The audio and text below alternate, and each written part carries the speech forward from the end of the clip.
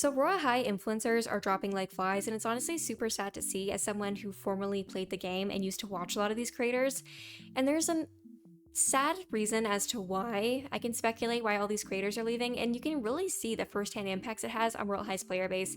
And so I want to make a video to talk about it as per popular request, and just go over the 3 influencers that I've seen have, really distanced themselves from Royale High in recent years, and just why I think that may be happening. Now keep in mind, this is just my opinion. There's tons of Royale High influencers, tons of people who make videos, tons of people who have stopped making videos.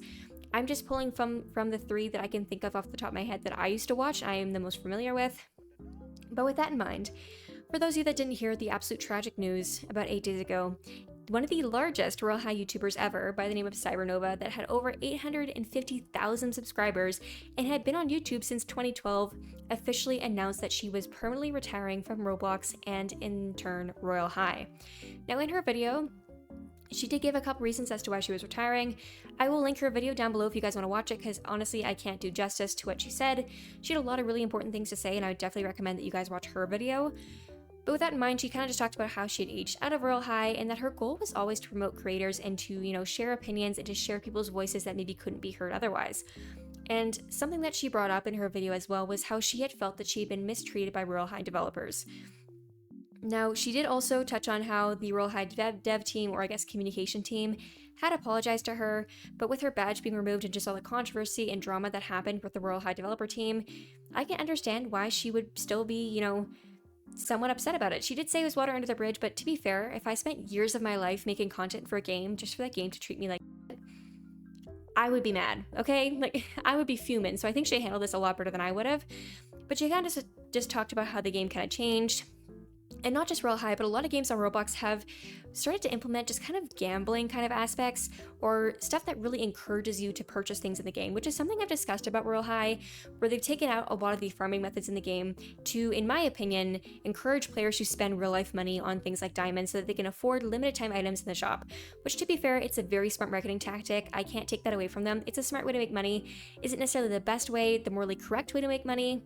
I definitely have my own reservations about that, but again, that's just my opinion, so who really cares? But Cybernova basically just went on to talk about how she is, not going to be making Royale High content anymore, and that her child now has access to her Roblox account, and she's not going to be associated with Roblox anymore, and that she's gearing towards more cozy games, one of which, side note, is Infinity Nikki, my absolute favorite game ever. It is a bit of a gacha game, so fair warning there, but I love the game, and I didn't know that Cybernova was making Infinity Nikki videos until she made that video and I watched it, so I definitely recommend, if you guys watch Infinity Nikki or like Infinity Nikki, to watch Cybernova's new videos. Now with that in mind, Cybernova isn't the only Royale High creator or main Royale High creator who has left Royale High in the past year. Another notable creator, who I think a lot of you guys would know by the name of Callmehhaley, also recently left the Royale High community. Now, she did release a video, which I will also link in the description below, because I'm not trying to regurgitate what these people have said, I'm just trying to explain it the way I understand it. But from what I remember about a year ago, when I watched that video, there was some drama with the Royale High community, and a lot of influencers were just being mistreated by the dev team, and stuff is not being very clearly communicated, and they felt like they just weren't being respected. And as a result, Callmehhaley's badge was removed, and there was a lot of controversy and honestly uproar around the situation, because she was vocal about her issues and brought awareness and attention to the problem. And as a result, her channel actually grew a lot. Now, I don't quite remember how much it grew by, but I just remember thinking wow, she's getting a lot of views and a lot of new subscribers. And I think that's great. I definitely think it's really deserved, because she's been working on making YouTube videos for a very long time. Now, with that in mind, similar to Cybernova, Callmehhaley was also a very influential person in the Royale High community, and she made very kid-friendly videos, which is something that you don't necessarily see a lot on Roblox anymore. I've personally found that in the recent years, there's a lot of Roblox YouTubers who really just, I don't know the best way to word this for YouTube, but create very suggestive, inappropriate content on the Roblox platform. Just if you ever seen those really, I can't name any YouTubers, but there's thumbnails for specific YouTubers will do challenges with their Roblox sister and stuff like that. It's very bizarre. Genuinely, it makes me sick to my stomach. And the unfortunate thing is that a lot of Roblox YouTubers nowadays are creating very just not kid-appropriate content for a kid's game. And sure, there's adults that play Roblox, but at the end of the day, it's a kid's game, okay? I don't want to hear the argument, oh, well, actually, 40% of the game is adults. No, the game at its core is meant for kids. That's why it's consistently advertised on kids' videos. If the game was solely meant for adults, it would only be advertised on adult videos on YouTube. but it's advertised on kids' videos, so I don't want to hear that. But it's really unfortunate to see that these two creators, Callmehhaley and Cybernova, who were creators who created really genuine, kid-friendly, not super flashy, not super like clickbaity, like they just make good content for kids, reliable content, and they created a safe space on YouTube. And now they're kind of gearing away from Roblox because of all the issues with Royale High.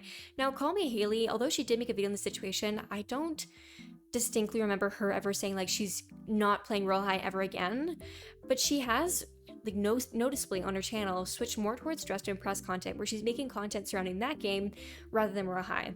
Now, of course, this could just be because Dress to Impress is more trending than Royale High, but I would be led to believe that her reasoning for leaving Royale High is partially due to the way that she was treated last year and the way that they handled the situation. And though Royale High did apologize to all the influencers, at the end of the day, the damage had been done, people have been mistreated, and when you spend so much time making content for a game for free, okay, free constant advertisement for a game, and then they just turn around and treat you terribly, I can understand how disheartening that would be and how it wouldn't want to make you associate with the game anymore. That's completely understandable. Another YouTuber too who has kind of distanced herself from the game, although not like verbally, was Leah Ash. She's another Royale High YouTuber, or someone who created like girly kind of videos, and she used to make a lot of Royale High content back in the day, and now she's really kind of just totally geared away from that and rarely posts Royale High anymore. And what I think all these influencers have in common is that they just kind of recognized, in my opinion, that they weren't being valued by the Royale High team. I do want to clarify that the new Royale High community manager seems to be a very nice, well-worded person. So I'm not talking about them because they weren't involved in the situation when this was happening about a year ago, to my understanding. But it just seems like Royale High just, at the time, and still now, maybe struggles to understand just how important influencers are to their community. At the end of the day, yes, you can have an amazing game, you can have consistent updates, you can have a loyal fan base, but if you don't have people constantly hyping up your game, people just aren't going to play it. The way I like to think about this is, when I was younger, I used to watch videos of LD Shadow Lady playing Minecraft with her friends, and she started a survival hardcore series. Would I ever have started a survival hardcore Minecraft world? Absolutely not. I was a creative girly. I did not like survival. I was very scared of the zombies and the skeletons. But when I saw LD Shadow Lady doing it, I was like, wow, this actually looks like a lot of fun. I've never thought to do that, but it might be actually like a ton of fun. And I started playing Minecraft Survival in hardcore mode because I watched LD Shadow Lady's videos, and they inspired me and encouraged me and quote influenced me to start playing that kind of Minecraft. And that's what I feel like these games overlook, right? These influencers are more than willing to spend hours upon hours upon hours of their days to make videos about your game, and to spend money on thumbnail creation, and spend money on editors, and spend money on all the different things that go into creating videos. And they produce like really high quality videos for your game, which is just basically free advertisement, and you turn around and just don't treat them with a ton of respect, in my opinion, right? I don't quite know what the whole situation is now with Royale High, I'm gonna be honest, because there hasn't been a ton of people talking about it, but as of a year ago, there's a lot of controversy with the way influencers were being treated, and so obviously if you have all this drama that was, in my opinion, pretty recent, like 12 months ago, I don't know how much your game could have changed, and just seeing influencers continuing to leave Royale High, to me, tells me that stuff still isn't necessarily 100% resolved, that there is gaps in communication, that maybe people are still feeling like they aren't necessarily super valued. And that's the thing too. I feel like a lot of people start creating Royale High content because they love the game, but also to eventually hopefully get recognized in the game by earning a badge, which is like the main way to show that, wow, like I've made it, I'm a important figure in the Royale High community. And so they get awarded a badge that they can then give out to other people, and it's like their own customized badge. And to Royale High, I'm sure it doesn't seem like that big of a deal. It's just a drawing, literally a decal that you upload to the game, and it's boom, bam, done. But to an influencer who spent hundreds of hours, hundreds of days, so much of their time, so much of their effort, their creativity, and they've poured so much love and effort into creating content for your game, and then to turn around and have their badges removed with basically no warning, or to not be awarded a badge at all, or creators who spend so much time making concepts to try to encourage more diverse groups being represented in Royale High and to be ignored. I just think there's a lot of issues with the game understanding just how important influencers are to their game. Influencers influence people to join your game, and if you don't have people constantly hyping up your game is going to be forgotten. And that's what's different from advertising like 10, 20 years ago, is that before you could just put an ad in the newspaper, you could just put an ad on TV and people would click on it, and that was that. But now advertising is a lot more psychological. It really has to do with trust and having a relationship with a creator, whether that be one-sided or two-sided, right? And when an audience has a deep level of trust and understanding and admiration for an influencer, when they see an influencer making content about a game, they're going to trust that influencer genuinely likes that game. And out of respect for the influencer and out of admiration for them, they're going to be like, wow, they did a really good job in this video. I want to see what they're talking about. I want to see what's so cool. And it's honestly just really sad to see a game that I believe, like, Royale High has a ton of potential. It has done a lot in its time, but a game that's just consistently, in my opinion, from what I've seen, losing influencers, not doing anything to further support the creators that they still have or to encourage new creators to join the program. Now, who knows? Maybe because I'm not in the inner Royale High sanctum, I'm missing out on some important aspects of this video, I don't know. But just from an outsider's perspective, I feel like there has to be something to do with the influencer program that needs to be changed in order to encourage influencers to stay in the program, to show them that they're appreciated, and two, to recruit new influencers and new creators into the program to further advertise your game, right? Because with the whole mermaid update, you could see that there's people in the Royale High community that want to so badly support your game, and they want to keep playing your game, and they want to be part of the community. But if you don't have people, again, constantly advertising your game, it's just going to fall off again. The player count is going to continue to decrease, and then once you have an update, it will increase for a short time and then decrease again. There needs to be some sort of community initiative or some sort of way to more, like, just to better involve influencers in maybe updates in your game or feedback to your game or community events in your game, because I genuinely feel like, creating a better atmosphere and relationship with influencers does have the potential to actually save Royale High and to bring it back to its former glory. But with that in mind, that was just my long rant about what I think Royale High can do to, quote, save their game and to increase player retention and loyalty.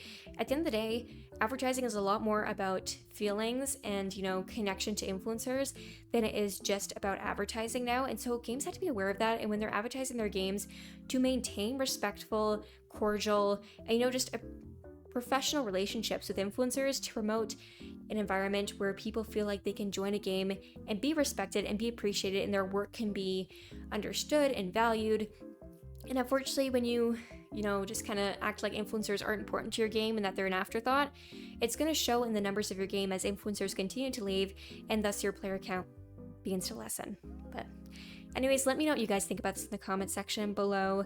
Would you want to be an influencer for Royale High? Is there something that you think maybe they can do to promote influencers joining their game and staying in their game and show influencers that they value them and that they value what they bring to the table? Let me know in the comment section below, and thank you guys for watching. I will see you guys next time. Bye-bye!